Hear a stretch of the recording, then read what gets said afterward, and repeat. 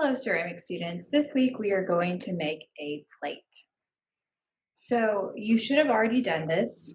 Make sure that you have created some sort of stencil and you thought about what colors you're going to do for your design.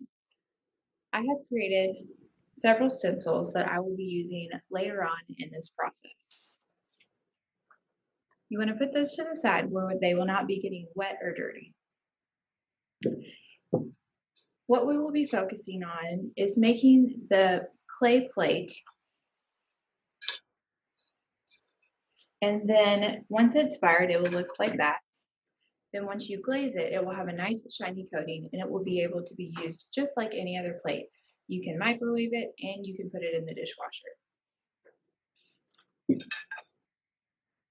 The decorating technique that we're going to use this week is called sgraffito. That is why that was one of our vocabulary terms at the beginning of the semester. For this project, you're going to need quite a bit of clay.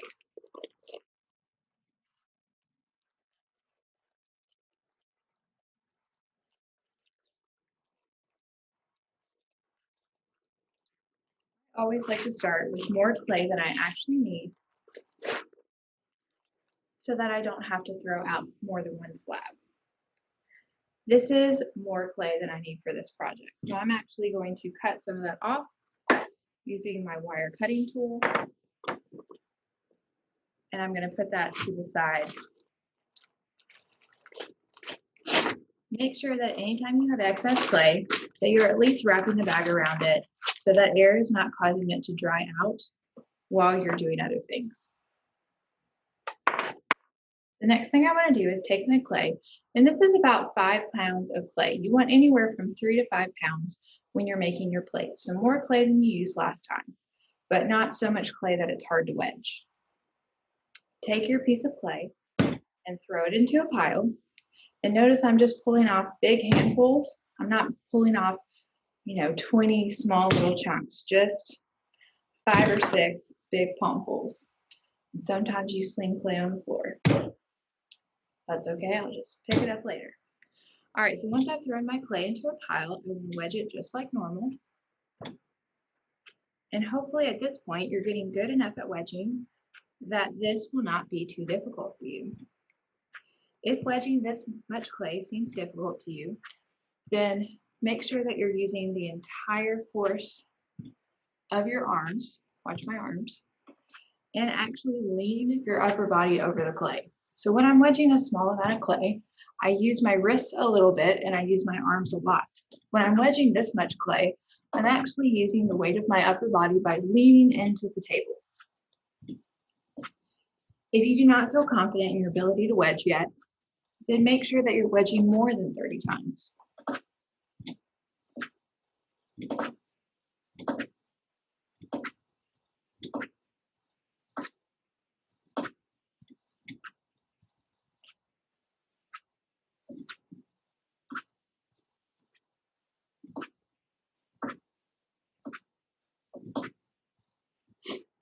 When you're wedging this much clay, it's actually much easier to keep your clay in the center and make a ram's head.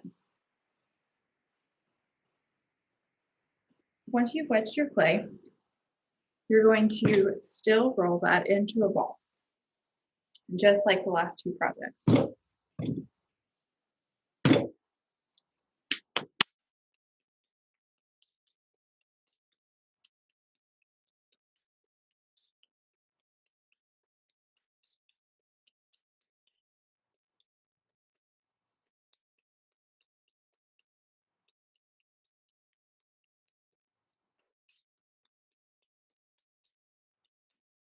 Just like the last 2 projects, I don't have to worry about if this ball is perfect.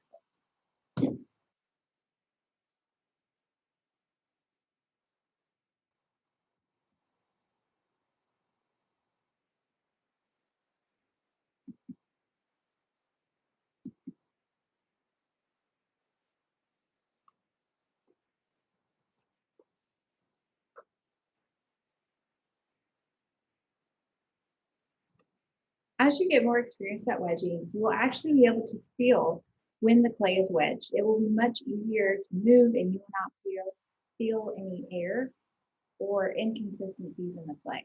So once you get better at wedging, you will not have to count to 30 every single time that you wedge. You will actually just be able to feel a difference in your clay. Once you have this ball, you're going to throw out a slab just like you did on the last project. So you're going to take your ball of clay and throw it straight down. Then throw it the other way. And this time we have a huge hamburger patty, much larger than the last time. Next step is I'm going to actually stretch out the clay. So I pull my arm out a lot higher because I have more clay. Now notice my arm never gets above my shoulder, and it definitely never gets above my head. If I do that, I run the risk of dropping my clay or throwing it across the room, which would be a huge waste of clay. So make sure that you're keeping your arm above your waist, but below your shoulder. Each time that I pick up my slab, I'm making sure that I'm pulling the opposite direction. As long as I do that, I'm going to keep a circle and not end up with a long oval. Once my slab gets really large, you saw me naturally switch to using 2 hands. You can use 2 hands to pick up your slab, and you can actually put your fingers in a lot farther so that you have more control over your piece of clay. Once I've got it to the right size, I'm ready for the next step. The way you know you made it the right size is it needs to be bigger than the plastic plate that I gave you. So I can tell by letting this sit over the clay that my slab is big enough. You want to make sure that your slab is not too thick or not too thin for this project. If you make your slab too thin, it's going to take a very long time to dry because those little thin spots are going to be weak.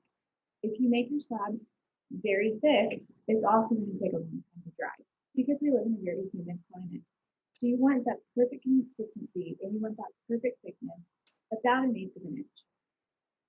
Once you've got your slab, you're going to smooth both sides of it. So take the metal rib and use the curved side. Drag that across the surface of your clay and smooth any inconsistencies or imperfections.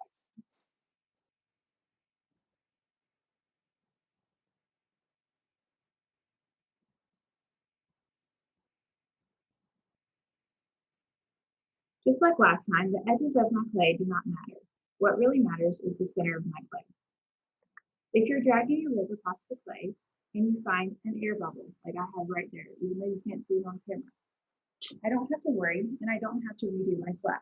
I'm going to take a needle tool and I'm going to draw an X over that air pocket and it's going to cause it to pop. And then I can just smooth the clay into that little spot.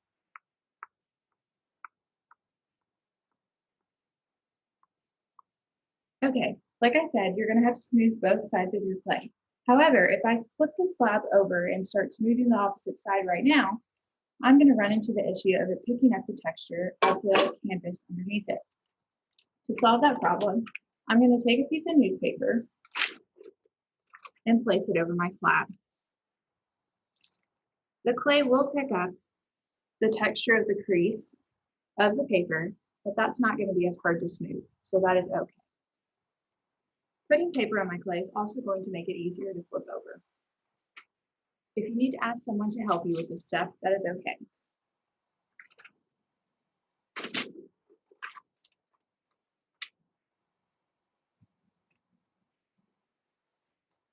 Once I flipped it over, I'm going to do the exact same thing to the other side.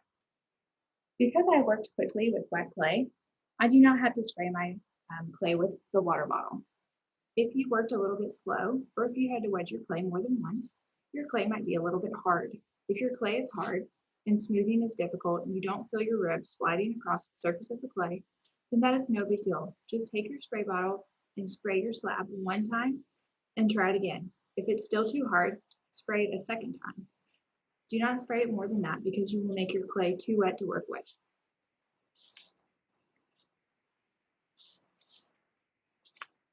Once I've smoothed it on both sides, I'm ready for the next step. I'm going to take that plastic plate and I'm going to lightly set it on top of my slab. Then what I'm going to do is take the needle tool and I want to make sure that the angle that I'm holding my needle tool is consistent. So if you cut straight down, then make sure that you are cutting straight down the entire time. If you cut at an angle, you want to make sure that you're cutting at an angle the entire time. You don't want to accidentally switch angles or your lip will be inconsistent on your plate. Notice that at the beginning of cutting, I had my hand lightly resting on the center of the plate to keep it in place. I never want to press down really hard because all that's going to do is cause the clay to get stuck to this plastic plate and it's going to ruin the edges of my clay plate. Once I've cut it out, I can actually take my needle tool and cut a wedge out of the side of the clay. And it's going to make it really easy to take off one small piece of clay and then remove the rest of the excess clay. This excess clay will end up being part of the foot tomorrow. So I want to make sure that I do not let this sit out and get dry. I want to go ahead and wedge it.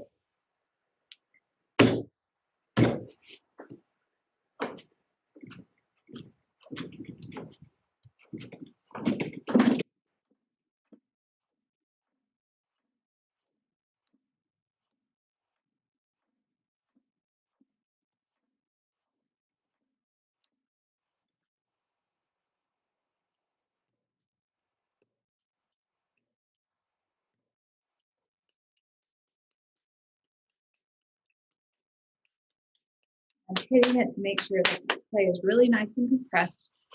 And then I'm going to stick it in my Ziploc bag. Get all the excess air out. And I'm going to leave this clay alone until tomorrow.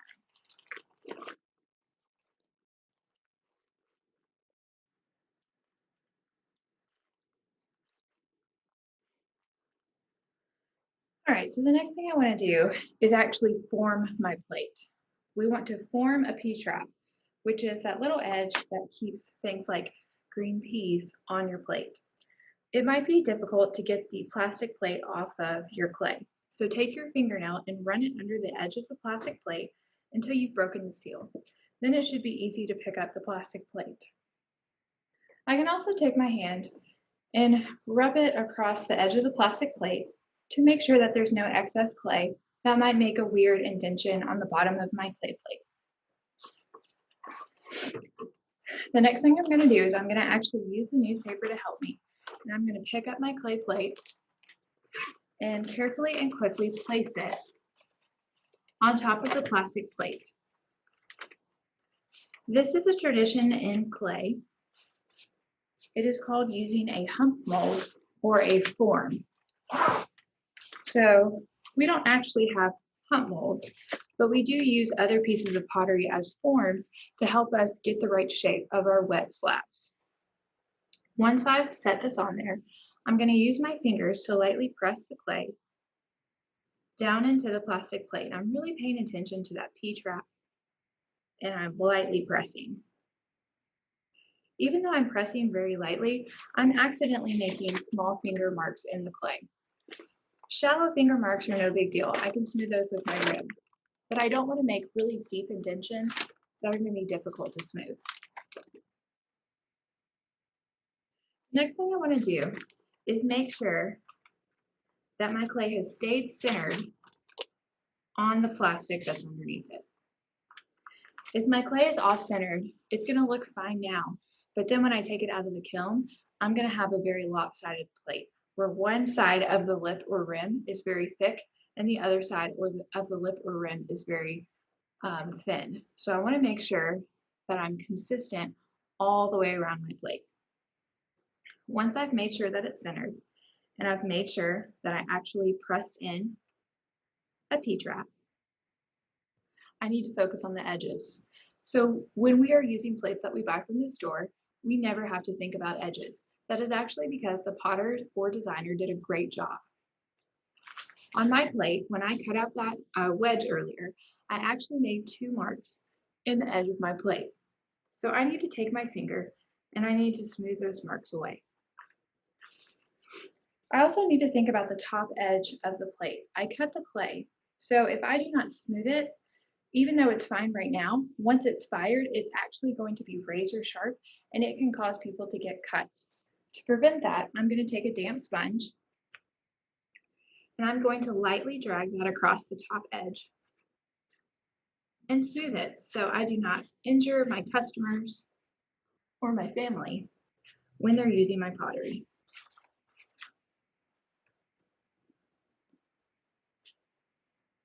The next thing I want to think about are those little fingerprints that I accidentally put in my clay. So I'm going to take the metal rib, and the curved side of it is actually perfect for this step of the plate. So I'm going to take it and very carefully drag it across those fingerprints that I accidentally made when forming the P-trap.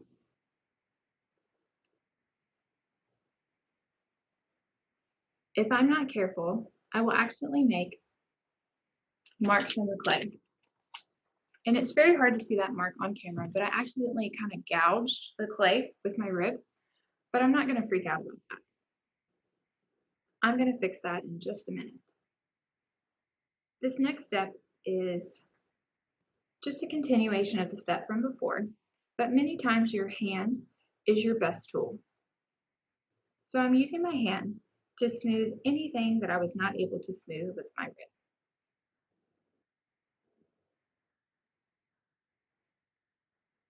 I'm ignoring that gouge because I'm going to need to use the sponge to smooth that.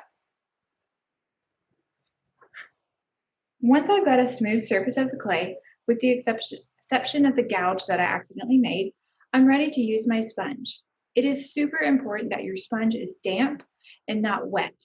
So you might even want to take your hand and really squeeze it one more time to make sure that you don't have any excess water in your sponge. Once you've done that, you're ready to do the last step of the day. Once you do this step, you can't really mess with your clay anymore. That's why we save it for the end. So I'm going to take my sponge and I'm actually going to run it over the entire surface of my plate. That area that I gouged with the rib earlier, I'm going to spend a little bit of extra time smoothing that cut away. Then I'm going to wipe the entire surface of my plate and it's going to look very beautiful and smooth. Anything that I was not able to smooth on the previous two smoothing steps will look perfect after this step. I have a few little burrs, I like to call those boogers, on the edge of my plate. So I'm spending a little bit of extra time getting rid of those on the edges. Once I'm done smoothing my plate, I am finished for the day. I cannot do anything else to this plate until tomorrow. Now, I like to talk about this in the classroom. I'm actually from Tennessee, and for some reason, it is a lot less humid there. So hopefully you'll be able to do step 6 on your plate tomorrow. But because we live in Mississippi, you might not be able to move on to step 6 until even the next day. So this is where you're really going to have to learn how to babysit your clay and how to feel your clay and know what stage your clay is ready to go through. I hope you learned a lot through this lesson. Let your clay sit out for at least 2 hours. After 2 hours, you're going to wrap your plate in plastic. When I wrap my plate in plastic, I'm actually going to take the newspaper and fold it underneath. And then I'm going to take a trash bag.